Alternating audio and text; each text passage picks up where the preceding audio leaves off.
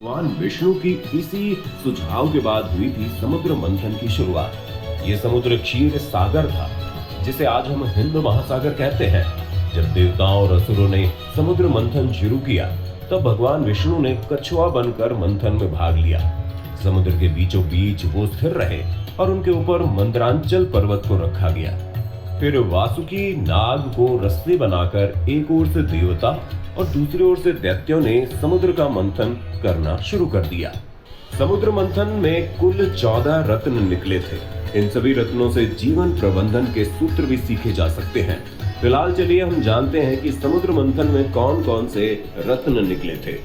कालकूट विष।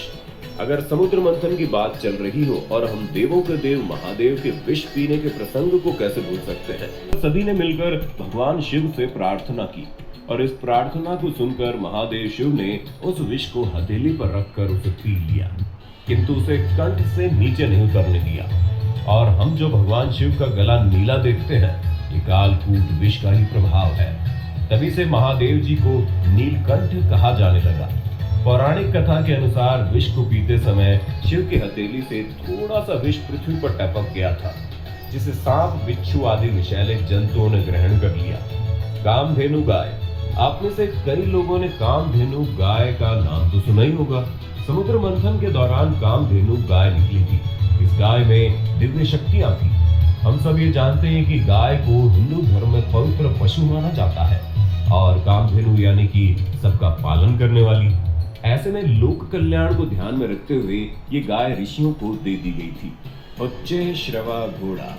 पौराणिक धर्म ग्रंथों और हिंदू मान्यताओं के मुताबिक इस खास 8 स्तर वाले घोड़े को देवराज इंद्र को दे दिया गया। बता दें कि इस घोड़े का रंग सफेद था।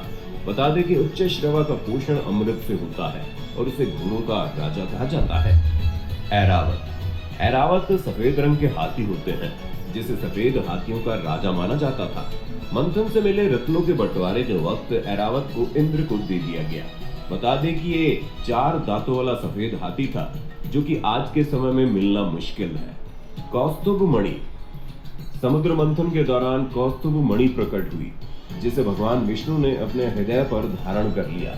ये बहुत ही चमकदार थी और ऐसा माना जाता है कि जहां भी ये मणि होती है, वहां कोई भी मुसीबत नहीं आती है। कल्प वृक्ष। इस वृक्ष को कल्प द्रुम या कल्प तरु भी कहा जाता है।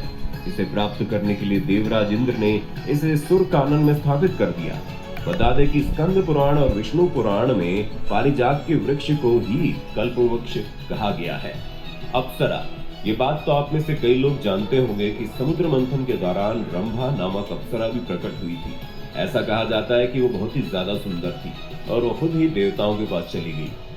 और दोस्तों, अगर आपने भी अप्सराओं के किस्से सुने हैं तो वीडियो को लाइक। समुद्र मंथन के दौरान रत्न के रूप में देवी लक्ष्मी की भी उत्पत्ति हुई। माना जाता है जिस भी घर में स्त्री का सम्मान होता है, वहाँ समृद्धि कायम रहती है।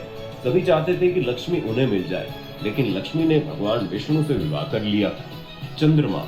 समुद्र मंथन के दौरान 10वें नंबर पर चंद्रमा प्रकट हुए, जिन्हें भगवान शिव ने अपने मस्तक पर धारण कर लिया। शंख। मंथन के दौरान रत्न के रूप में शंख की भी उत्पत्ति हुई थी। शंख को विजय, समृद्धि, सुख, शांति, यश और लक्ष्मी का प्रतीक माना गया है। शंख नाद का प्रतीक है। यह शंख भगवान विष्णु को समर्पित कर दिया गया, इसलिए लक्ष्मी विष्णु पूजा में शंख को बजाया जाता है। पारिजात वृक्ष। समुद्र मंथन में 14 रत्नों में से एक पारिजात वृक्ष भी था। इस वृक्ष की विशेषता ये थी कि इसे छूने से ही थकान मिट जाती थी और ये कभी मुरझाता नहीं है। ये वृक्ष भी देवताओं के हिस्से में चला गया। धन्वंतरी देव। भगवान धन्वंतरी विष्णु के अंश माने जाते हैं और आयुर्वेद के जनक। अपने अवतरण के बाद इन्होंने ही लोक कल्याण के लिए आयुर्वेद बनाया और ऋषि मुनियों और वैद्यों को इसका ज्ञान दिया। अमृत। समुद्र मंथन के दौरान प्रकट होने वाला 14वां और अंतिम रत्न था अमृत। अमृत को देखकर दानव आपस में लड़ने लगे। तब भगवान विष्णु ने मोहिनी रूप धारण करके छल पूर्वक देवताओं को अमृत पान करवा दिया। वैसे इससे जुड़े एक काफी